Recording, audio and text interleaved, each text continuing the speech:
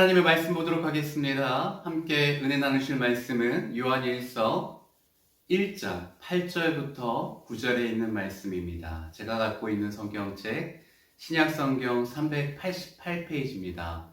요한일서 1장 8절부터 9절 말씀 제가 봉독하도록 하죠.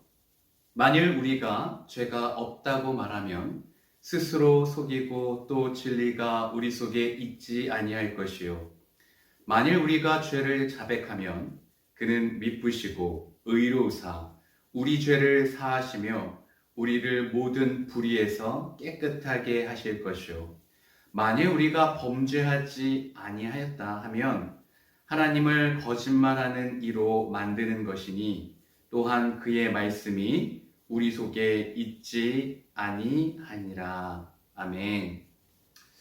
오늘 요한일서의 말씀을 가지고 하나님과 관계를 깨뜨리는 방법 또는 하나님의 규제를 거절하는 방법이라는 제목으로 함께 말씀을 나누고자 합니다. 하나님을 예배하는 저와 여러분들에게 하나님의 크신 은혜와 하나님의 크신 사랑과 하나님의 크신 능력과 크신 축복이 함께하기를 주님의 이름으로 축원합니다. 주님의 이름으로 축원합니다. 아멘. 우리 함께 예배하는 주변에 있는 가족들에게, 지체들에게 인사하도록 하겠습니다. 함께해서 행복합니다. 사랑하고 축복합니다. 네, 우리 종교 개혁의 선두주자였던 루터, 여러분 많이 들어서 알고 계시죠? 개신교의 아주 시작점을 알리는 중요한 인물이었습니다. 그는 오직 믿음이라는 슬로건을 들고 카톨릭의 그런 부패에 대해서, 비성경적인 것에 대해서 항거하였고 그것으로부터 개신교가 이렇게 시작하게 됩니다. 그의 신학적 근거는 바울의 신학에서 근거를 찾습니다. 사도 바울은 복음을 전하면서 율법주의자들과 끊임없는 대척점을 이루면서 대립하면서 이렇게 신학을 발전시킵니다. 철저히 율법이 아닌 믿음으로 구원받는다는 사실을 주장하였습니다. 그런데 사도 요한은 조금 다른 시각으로 다른 각도에서 이 구원이라는 주제를 풀어내고 있는데 오늘 본문 요한 1서에서 그가 사용하고 있는 단어는 교제입니다. 사귐. 하나님과의 사귐이라는 그런 주제로 우리가 어떻게 구원을 받고 왜 하나님과 관계를 맺고 그 관계를 맺음으로 어떤 유익이 있는지에 대해서 이야기를 하고 있죠. 오늘 본문의 배경을 보면 요한 1서입니다. 사도 요한이 쓴 서신서입니다. 시대와 그리고 수신자에 대해서 정확히 기록되어 있지 않지만 신약 성경 중에서도 가장 뒤늦게 쓰여진 책 중에 하나라고 많은 신학자들이 봅니다. 복음서가 먼저 쓰여졌고 바울의 서신서가 쓰여졌고 그보다도 더 뒤에 사도 바울이 이렇게 서신서를 쓰고 있습니다. 그가 강조하는 것은 이것이죠. 본인이 예수님을 만났다는 겁니다. 그리고 그를 보고 만지고 그를 경험했다라고 하죠. 근데 그 예수님은 도대체 어떤 분이냐? 원래는 하늘에 계신 분이고 하나님과 함께 교제하였던, 하나님과 함께 하였던 분인데 그 생명의 주가 이 땅에 사람의 몸을 입고 이 땅에 오셨다는 겁니다. 내가 그를 만났고 그로 인하여서 아름다운 사귐이 있었는데 이 사실을 오늘 편지를 읽는 이들에게 내가 전하기를 원한다. 그래서 나도 여러분과 함께 사귀기를 원한다. 여러분과의 사귐의 핵심은 무엇이냐면 그 안에 하나님이 계시고 예수님이 계시고 그들과 더불어 함께 아름다운 교제를 누리길 원한다라고 말하고 있습니다. 한마디로 이것이 구원인 것이죠. 삼위일체인 하나님이 그 중에 예수님이 이 땅에 오셨고 그와 함께 사귐으로 내 안에 기쁨이 생겼고 그 기쁨을 내 안에 가둬둘 수가 없어서 그들의 사랑하는 이들에게 편지를 써서 이 편지를 통해서 아름다운 사귐이 있기를 원하고 그 사귐의 핵심은 예수 그리스도다라고 말하는 것이 오늘 요한 1서의 주장의 내용입니다. 그런데 이 사귐을 교제를 방해하는 요소가 있다고 강조하고 있습니다. 이 시대는요, 이 핸드폰, 이 미디어의 발달에 의해서 전 세계 사람이 함께 소통하는 시대가 열렸습니다.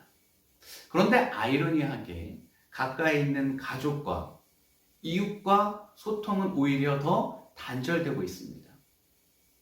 어떤 문명의 이기에 의해서 서로가 소통하는 것이, 서로가 이렇게 의견을 나누고 한 가지 공감대를 형성하는 것이 굉장히 가능한 시대를 살아가고 있지만, 인간적으로, 인격적으로, 정서적으로 사람과의 관계는 더욱더 맺기 어려운 시대를 우리가 살아가고 있습니다.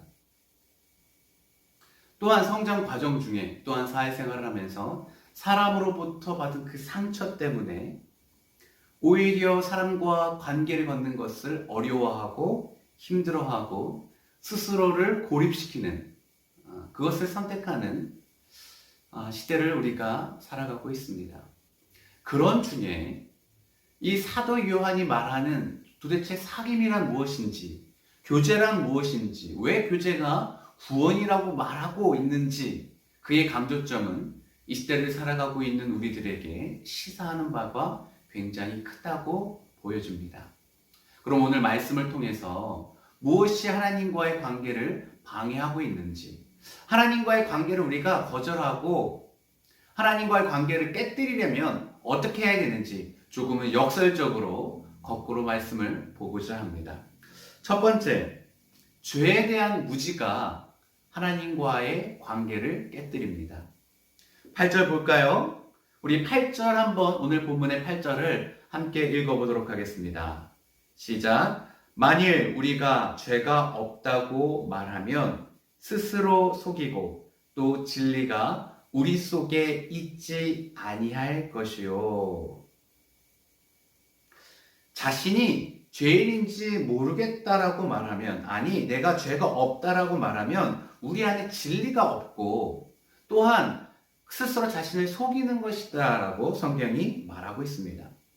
요즘 보십시오. 사건 사고가 끊임없이 일어나죠. 특히 요즘 학창시절 때 폭력을 행사했던 그런 것으로 인하여서 많은 이들이 매스컴에 이름이 화제되고 있습니다. 그런데 가해자는 많은데, 아니죠, 피해자는 많은데 가해자는 극구 부인하는 형국입니다. 이것이 참 신기하죠. 교회에서 이렇게 보면 누군가로부터 상처를 받고 아픔을 느끼고 슬픔을 경험하는 이들이 많은데 가해자는 나오지 않습니다. 왜 그렇습니까? 사람들이요, 자신이 어떤 행동을 하고 그 행동으로 있어서 누군가가 아파하는 것을 인지하기 힘듭니다. 어떤 이는 굉장히 큰 상처를 받았는데 그 상처를 준 사람은 크게 생각하지 않는 것이죠. 뭐 그 정도 가지고 그래. 원래 그런 거야. 나 때는 더했어. 이 정도는 견뎌야 해. 라고 감당하지 못하는 상대를 문제시합니다. 오히려. 모든 기준이 자신이기 때문에 그렇습니다. 상대방의 입장에 서지 못하고 자신의 입장에서 그 상황을 바라다 보니 자신을 스스로 정당화하고 합리화하기 바쁜 것이죠.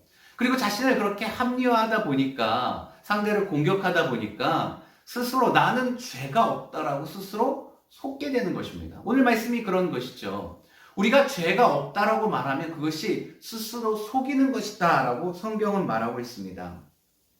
이 땅의 모든 기준은 나 자신이 아니라 하나님이라는 사실을 우리는 늘 자각해야 됩니다. 니체라는 사람이요, 이렇게 말했습니다. 하나님이 없으면 모든 것이 허용된다. 하나님이 만약에 안 계시다면 자신의 입장이 맞을 수 있겠죠. 그렇죠. 자신의 주장이 충분히 설득력만 있다면 그것이 효력이 있을지도 모릅니다.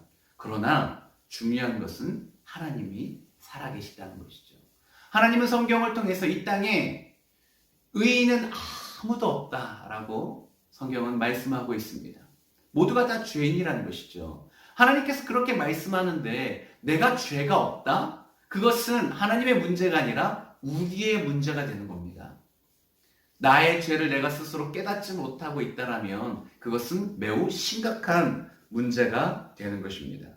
내가 아니라고 해서 그것이 통용이 되는 것이 아니죠. 두 번째, 우리가 하나님과의 관계를 깨뜨리려면, 하나님과의 교제를 우리가 거부하려면 죄에 대해서 자백하지 않으면 됩니다. 9절과 10절 두 절 읽어보도록 하겠습니다. 만일 우리가 우리의 죄를 자백하면 그는 미쁘시고 의로우사 우리 죄를 사하시며 우리를 모든 불의에서 깨끗하게 하실 것이요. 10절 만일 우리가 범죄하지 아니하였다 하면 하나님을 거짓말하는 이로 만드는 것이니 또한 그의 말씀이 우리 속에 있지 아니하니라. 첫 번째 말씀은 죄를 인식하지 못하는 것이고요. 오늘 지금 두 번째 포인트는 내가 죄인 것을 알고 인식하고 있습니다. 마음에 죄책감도 있습니다. 그런데 입으로 고백하지 않는 것이죠. 세상 법정에서는 자신이 잘못했어도 잘못하지 않았다라고 말하는 게 훨씬 유리할 수 있습니다. 그러나 이런 태도는 하나님 앞에서는 최악인 것이죠. 왜냐하면 하나님은 우리 모든 것을 알고 계십니다. 우리의 죄악을 내가 스스로 알고 있다는 것을 하나님이 알고 계시다는 것이죠. 그리고 그 죄에 대해서 말씀하고 계시는데 나는 죄를 짓지 않았다라고 말하면 하나님을 거짓말쟁이로 만드는 것이라는 것입니다. 거짓말쟁이와 하나님과 어떻게 교류하고 교제하고 함께 동행할 수 있겠습니까? 그리고 하나님과 동행하고 싶지 않으면 내가 죄인이 아니라고 말하면 됩니다. 내가 죄인이라고 고백하지 않으면 됩니다. 정말 확실한 방법이죠. 성자일수록 더 많은 죄를 고백한다라고 합니다. 죄를 자백하지 않는다고 해서 우리가 의인이 되는 것이 아닙니다. 한 가지 확실한 것은 자백 없이는 하나님과의 동행도 없다는 사실입니다. 마지막 세 번째, 어둠 가운데 행하면 하나님과의 관계가 이루어지지 않습니다.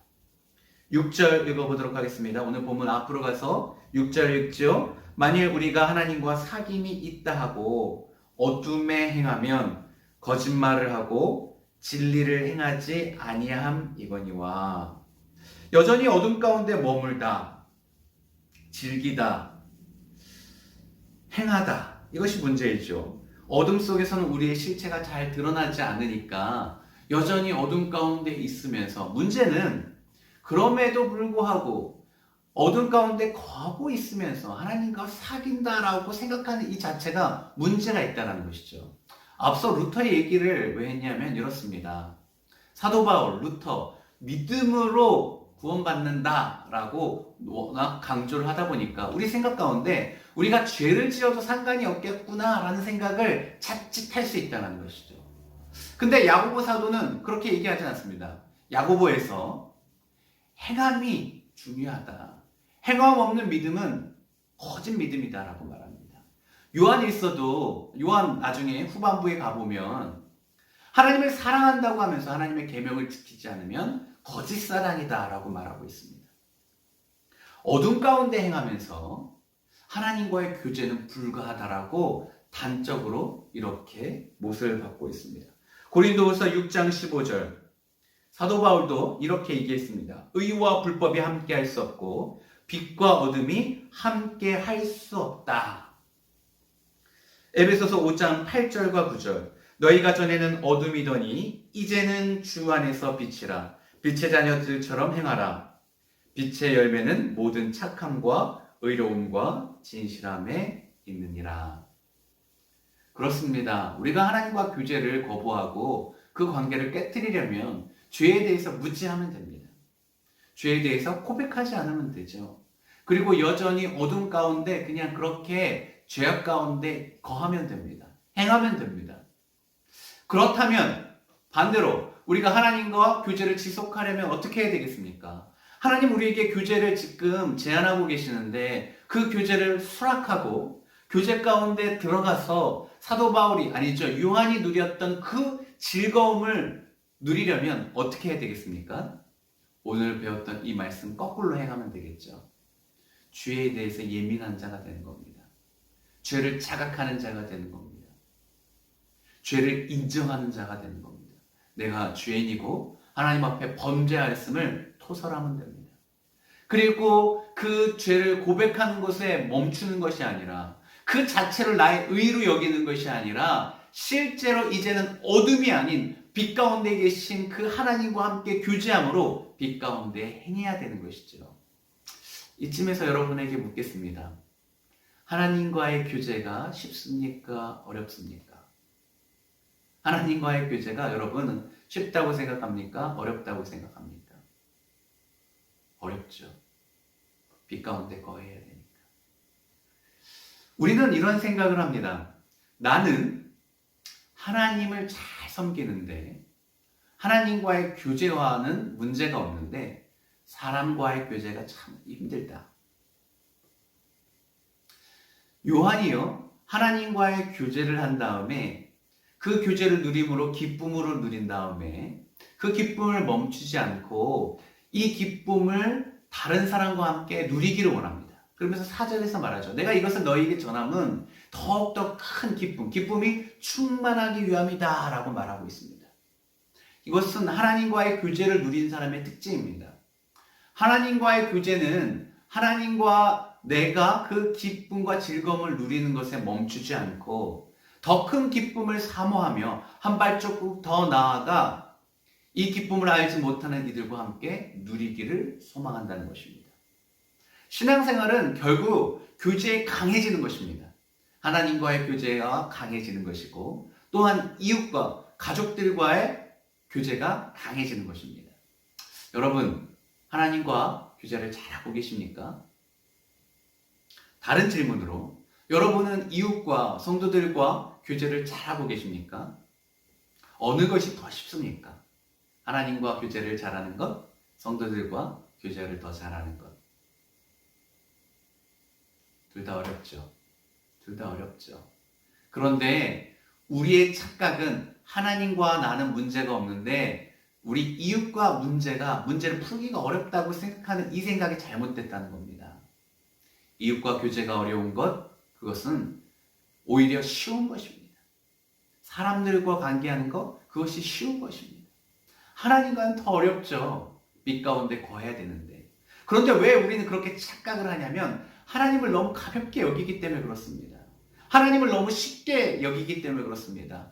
내 마음대로, 내 중심대로 하나님과의 관계를 내가 스스로 판단하기 때문에 그렇죠. 우리는요, 조금 더 영적인 가면을 벗고 진심으로 하나님 앞에 나가야 할 필요가 있습니다.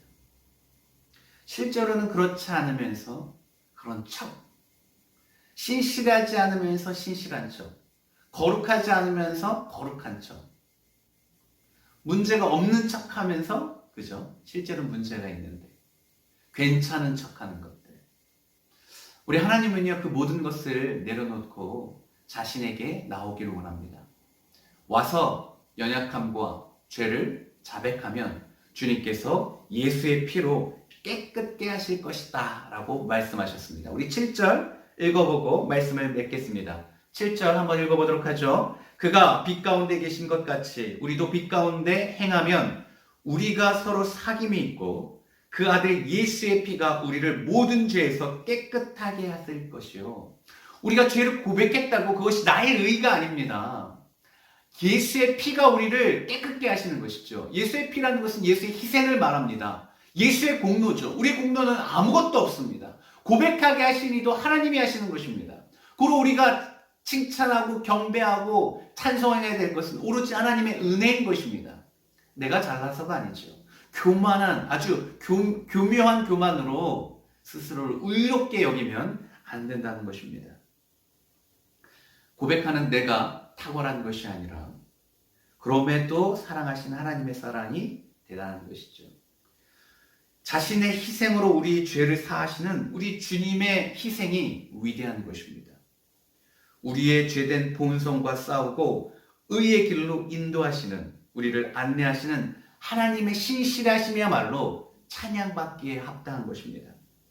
사랑하는 성도님, 행복해지고 싶습니까? 그렇죠. 모두가 행복해지고 싶죠. 그런데 그 행복은 다른 것에 있지 않습니다. 무엇을 소유함에 있지 않습니다. 나의 꿈을 이루는 것에도 있지 않습니다. 행복은 하나님과의 사귐으로부터 오는 것입니다. 하나님과의 사귐이야말로 어그러진 나의 자아를 새로 회복시키는 놀라운 회복의 역사가 있습니다.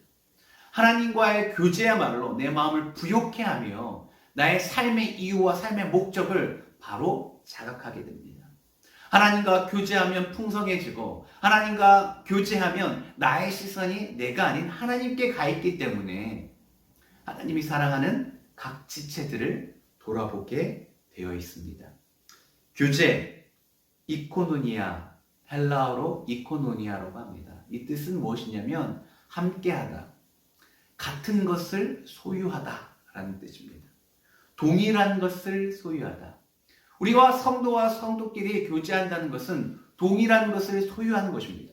서로가 전혀 다른 존재인데 동일한 것을 소유함으로 하나의 공동체, 기쁨을 누리는 것입니다. 그 핵심이 무엇이겠습니까? 예수님이죠. 예수님. 예수님을 소유하는 것입니다. 그 예수님 때문에 행복한 것입니다. 하나님과의 사귐은 단순히 하나님과의 관계를 뛰어넘어 더욱더 진보하여 우리 사랑하는 지체들과 그 사랑을 나누게끔 합니다. 이것이 이코니아에 대한 하나님의 설정입니다. 우리 주변에 있는 지체들을 돌아보는 시간이 되었으면 좋겠습니다. 형제자매, 육신의 형제자매, 영적인 형제자매, 우리의 부모님, 우리의 친구들. 사랑하는 성도님, 우리 모두가 주님과의 사귐을 통하여 우리의 모든 옆에 있는 관계들이 회복되어지고 그 교제를 통하여서 빛인 예수님의 빛이 우리 심령 가운데 임함으로 어둠이 떠나가고 우리 삶에 빛이 나는 그런 놀라운 역사가 있기를 주님의 이름으로 축원합니다. 주님의 이름으로 축원합니다. 우리 함께 기도하도록 하죠. 좋으신 하나님, 하나님과 교제를 거절하는 것이 아니라 그 교제를 수락하고 하나님과 아름다운 관계 맺기를 소망합니다. 하나님과의 관계를 깨뜨리는 사람이 아니라 그 관계를 지속하고 소중하게 여기는 저희 되기를 간절히 소망합니다. 죄에 대해서 예민하게 하시고 죄를 날마다 자백하게 하시고 우리의 죄를 뛰어넘는 하나님의 그 크신 사랑과 용서를 날마다 체험하게 하시고 그 사랑과 용서 가운데 하나님의 놀라운 은혜에 감사하게 하시고 이 기쁨을 누리기 위하여 아버지 하나님 주변을 돌아보는 저희 되게 하여 주시옵소서. 하나님의 사랑이 우리를 통해 흘러가기를 소망합니다.